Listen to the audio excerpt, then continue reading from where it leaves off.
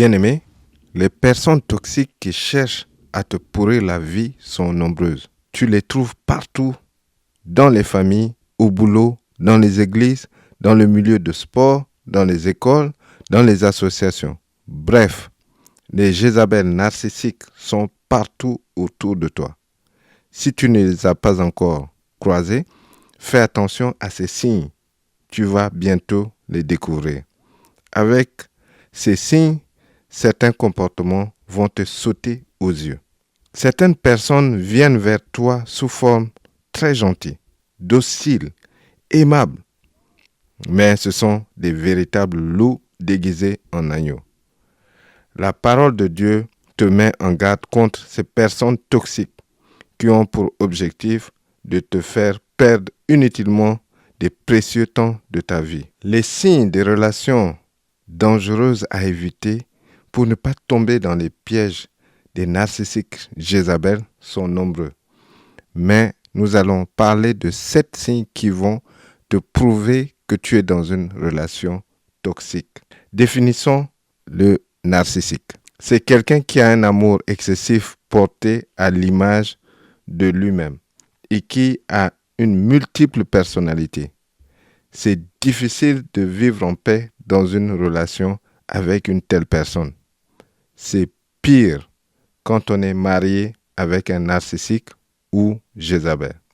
Quant à Jézabel, c'est un esprit qui empêche toute personne à se soumettre aux autorités. C'est un esprit qui est nommé après Jézabel, qui est la femme du roi Akab. Elle a incité son mari, le roi Akab d'Israël, à abandonner le culte de l'Éternel Dieu, le Dieu d'Israël, et à encourager le culte des divinités Baal et Ashra. Jézabel est un esprit démoniaque, un esprit qui entretient les faux prophètes et persécute les vrais prophètes de l'Éternel Dieu. On trouve également cet esprit de sorcellerie dans le Nouveau Testament, dans Apocalypse chapitre 2. Voici les 7 signes de relations toxiques à éviter coûte que coûte avec Jézabel ou les narcissiques. 1. Une personne parfaite au début de la relation. Au début de votre relation amoureuse ou de votre amitié, tout était parfait. C'est l'entente parfaite. C'est trop beau pour être vrai. Vous avez étrangement les mêmes goûts, les mêmes projets d'avenir. Et la cerise sur le gâteau, tu es un chrétien, une chrétienne, et tu cherches quelqu'un qui aime le Seigneur Jésus pour cheminer ensemble, fonder une famille où Christ est la tête et le mari va être le chef de la dite famille. Ma sœur, au début de votre relation, c'est ton fiancé, ton mari, qui t'encourageait de prier, aller à l'église. Mais après un temps, c'est la même personne qui te dit de ne plus prier ni aller à l'église. Mon frère, avant votre mariage, tu étais un fan de sport. Elle aimait aussi toutes les choses et les personnes que tu aimes, y compris ta mère, sa belle-mère. Après un temps de mariage, elle déteste en bloc ta famille, tes amis et le sport. En effet, c'était juste un effet miroir. Elle s'inspirait de ce que tu aimes pour te projeter les mêmes images. Si tu n'es pas encore marié et que tu vois ce genre de comportement, prends davantage du temps dans la prière.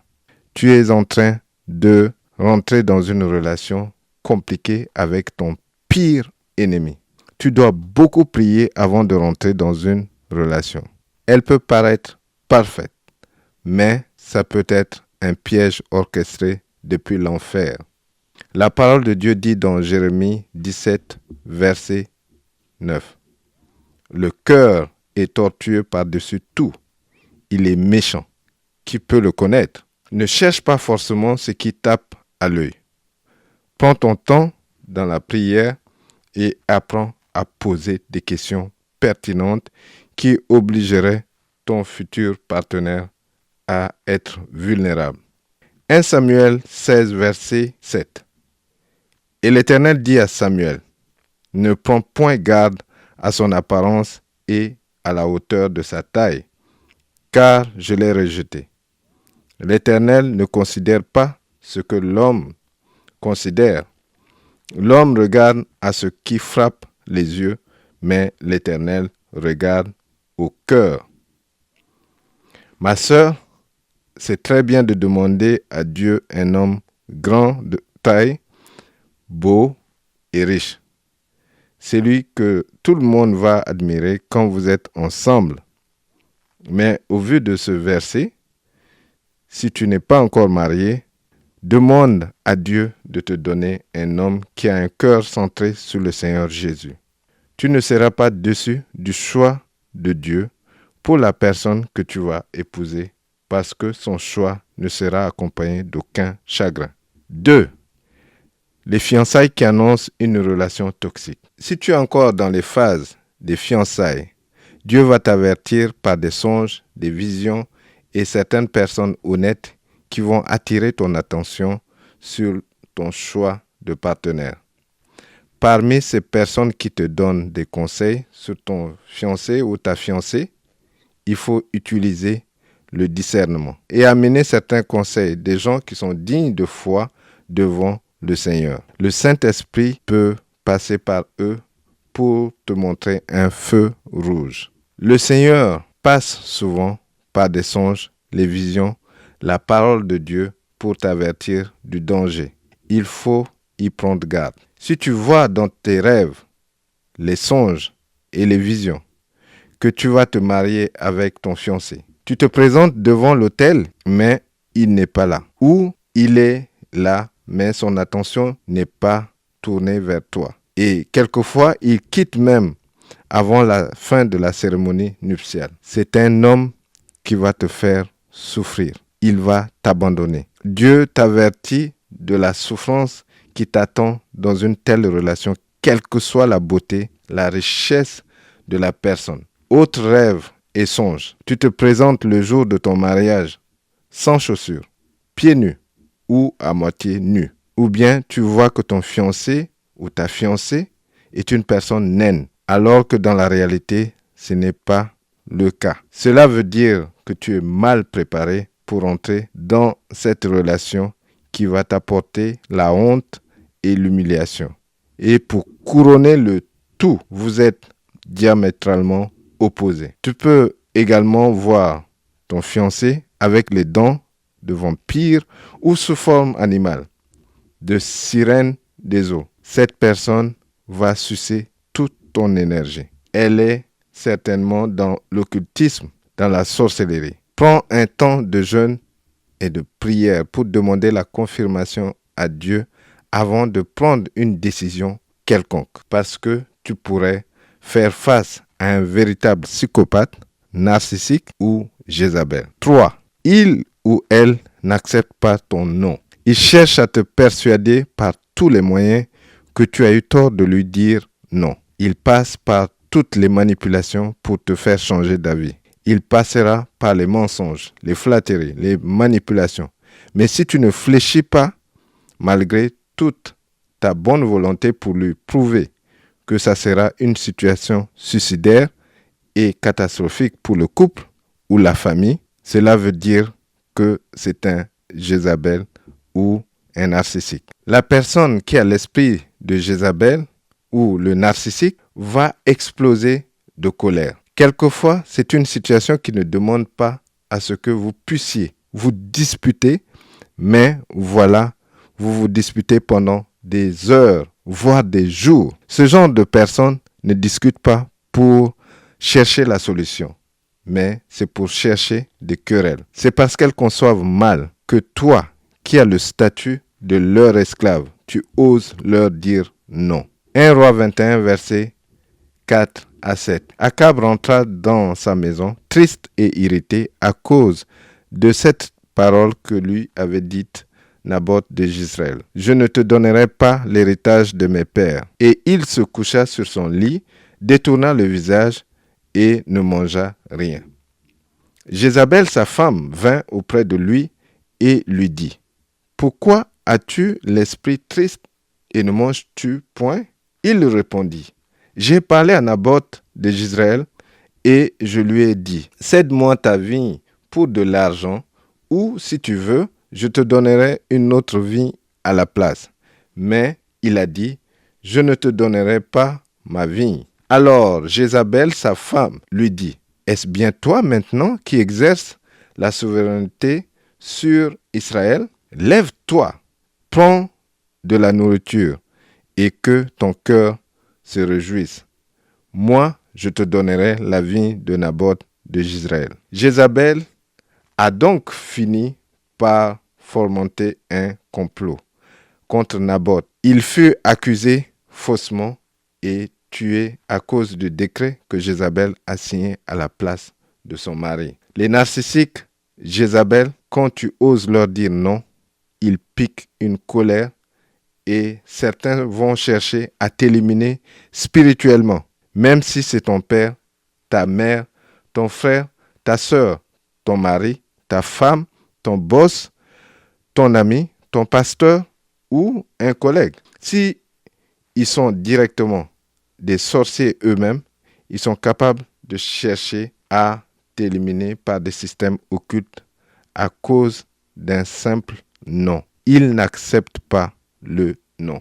4. Il ou elle adore les disputes. Quand tout est calme, le narcissique ne va pas être très confortable parce que le masque qu'il porte va glisser. Il se nourrit de ton énergie. C'est un véritable vampire. Donc les disputes, les querelles vont sucer ton énergie vitale. Si tu pries beaucoup sur votre relation, Dieu le Saint-Esprit peut te montrer la personne sous forme de chauve-souris, de vampire ou de serpent. Vivre avec une personne narcissique ou Jézabel, c'est un calvaire en permanence parce que sa mission primaire est mentionnée dans Jean 10:10. Le voleur ne vient que pour voler, égorger et détruire. Moi, je suis venu afin que les brebis aient la vie et qu'elle l'ait en abondance. Écoutez ce que dit la parole de Dieu à propos de vivre avec une femme querelleuse ou palabreuse. Proverbe 21, verset 19. Mieux vaut habiter dans une terre déserte qu'avec une femme querelleuse et irritable. Autrement dit, vaut mieux devenir sans domicile fixe, SDF, que vivre dans la même maison avec une femme palabreuse. Ce n'est pas pour autant qu'il faut quitter son foyer parce que on a une femme palabreuse. La Bible n'est pas en train de dire cela. La Bible reconnaît que c'est difficile de vivre dans une telle ambiance. C'est même mieux de vivre dans un désert que dans une maison où il y a une femme palabreuse. Proverbe 20, verset 3. C'est une gloire pour l'homme de s'abstenir des querelles, mais tout insensé se livre à l'emportement. Et Proverbe 17, verset 14 dit ceci. Commencer une querelle, c'est ouvrir une digue. Avant que la dispute s'anime, retire-toi. Donc, quand on vit dans de telles relations, c'est difficile d'éviter le querelle, mais c'est la mission que tu dois te donner. 5. C'est l'orgueil et être imbu de sa personne. Narcisse est un jeune homme tellement imbu de sa personne qu'il aurait passé tout son temps à se mirer dans l'étang d'eau qu'il a fini par tomber dans l'eau et se noyer. Ça, c'est selon la mythologie d'où vient le nom Narcisse, une personne narcissique. Alors, l'orgueil est un caractère dominant chez les narcissiques ou la Jézabel. Elle est très orgueilleuse, la Jézabel. La Jézabel est tellement insécure qu'elle préfère se cacher derrière l'orgueil. Les personnes qui opèrent avec l'esprit de Jézabel ont beau chercher à cacher leur orgueil au début de votre relation. Mais si tu fais attention, tu verras que quelque chose ne tourne pas rond. Fais attention à comment les Jézabel parlent des autres. C'est la même manière qu'elles te considèrent aussi. C'est juste question de temps pour que tu vois surgir cette personnalité bourrée d'orgueil. Elle centralise tout sur elle-même. L'orgueil pousse Jézabel à ne pas se soumettre aux autorités, ni aux maris ou aux responsables d'église. Si c'est un homme qui a cet esprit, il fait la terreur dans sa famille. Personne ne peut lui apprendre quoi que ce soit. Il est monsieur, je sais tout. C'est un patron qui sème également la terreur. Les Jézabel se prennent souvent pour des autorités. Ces personnes s'auto-attribuent des personnalités de toutes pièces. À l'église, elles sont autour des leaders. Dans les groupes d'intercession, elles se prennent pour des prophétesses, mais elles ne portent aucun fruit de l'esprit. Apocalypse 2, versets 20 à 22. Mais ce que j'ai contre toi, c'est que tu laisses la femme Jézabel qui se dit prophétesse enseigner et séduire mes serviteurs pour qu'ils se livrent à l'impudicité et qu'ils mangent des viandes sacrifiées aux idoles. Je lui ai donné du temps afin qu'elle se repentît et elle ne veut pas se repentir de son impudicité. Voici, je vais la jeter sur un lit et envoyer une grande tribulation à ceux qui commettent l'adultère avec elle, à moins qu'ils se repentent de leurs œuvres. Le 6 sont les manipulations. Les manipulations se multiplient avec des mensonges durs à avaler, mais tu as tendance à trouver des excuses à toutes les explications, même les plus incongrues, jusqu'à ce que tu sois fatigué. Du jour au jour, tes qualités disparaissent du tableau de ta vie pour laisser la place à ces désirs uniquement. Et plus tu acceptes ces désirs, plus il ou elle est insatisfait. Son objectif, c'est de te presser jusqu'à ce que tu perdes ta personnalité et que tu deviennes une marionnette entre ses mains. Jézabel, ou narcissique, est aidée par les forces démoniaques pour te détruire et arrêter la mission que Dieu t'a confiée ici-bas. Jézabel manipule et sème la division dans les églises, dans les lieux de travail, dans les familles. Romains 16, versets 17 à 18. Je vous engage instamment, chers frères et sœurs, à prendre garde à ceux qui sèment la division et égarent les autres en s'opposant à l'enseignement que vous avez reçu. Éloignez-vous d'eux, car ces gens de cette sorte ne servent pas Christ, notre Seigneur, mais leur ventre. Avec leurs belles paroles et leurs discours flatteurs, ils séduisent ceux qui ne discernent pas le mal. Si une Jézabel est dans un milieu, elle va manipuler tout le monde pour se rapprocher de la tête dirigeante, pour tout prendre en main, la structure, l'organisation ou la famille. Si tu as le don de prophétie ou tu es appelé à servir comme un prophète ou une prophétesse, fais très attention aux Jézabel narcissiques. Ce sont des chasseurs de têtes de prophètes. Jean-Baptiste, dans la Bible, a été littéralement décapité à cause d'une Jézabel. Marc 6, versets 16 à 17. Mais Hérode, en apprenant cela, disait, « Ce Jean que j'ai fait décapiter, c'est lui, il est ressuscité. » En effet, Hérode lui-même avait fait arrêter Jean et l'avait fait enchaîner en prison à cause d'Hérodiade, la femme de son frère Philippe qu'il avait épousé. Et enfin, 7, le contrôle.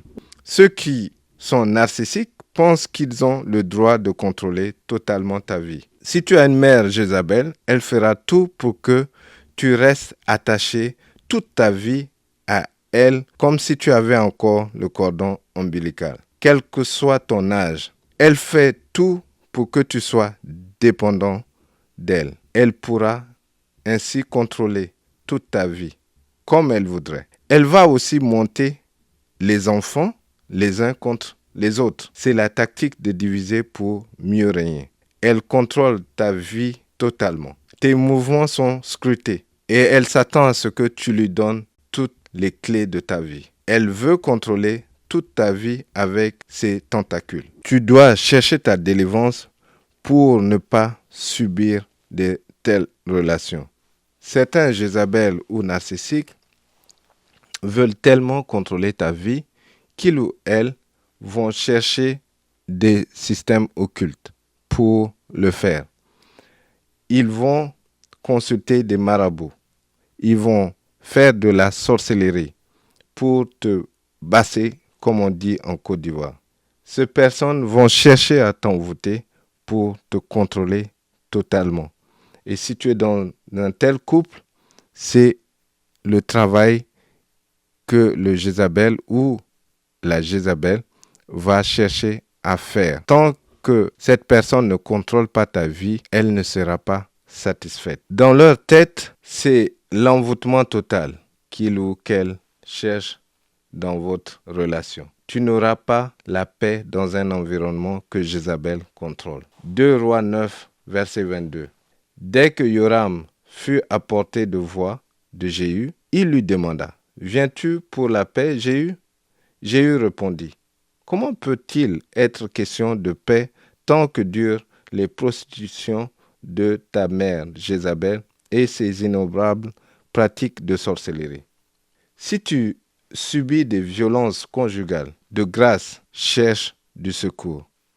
Ne protège pas un bourreau en gardant le silence. Ce n'est pas le mariage que Dieu a voulu pour toi. C'est ce qui est arrivé malheureusement à la chanteuse nigériane qui a cherché à protéger la réputation de son mari et elle a malheureusement perdu sa vie à cause des violences conjugales. Il faut être en vie pour protéger son mariage. Il y a beaucoup de gens qui ont besoin de délivrance ou d'un hôpital psychiatrique alors qu'ils sont en liberté parmi nous. Donc, ma sœur, mon frère, fais attention à ces signes et ne tombe pas dans les pièges de l'esprit de Jézabel. Sois béni au nom de Jésus.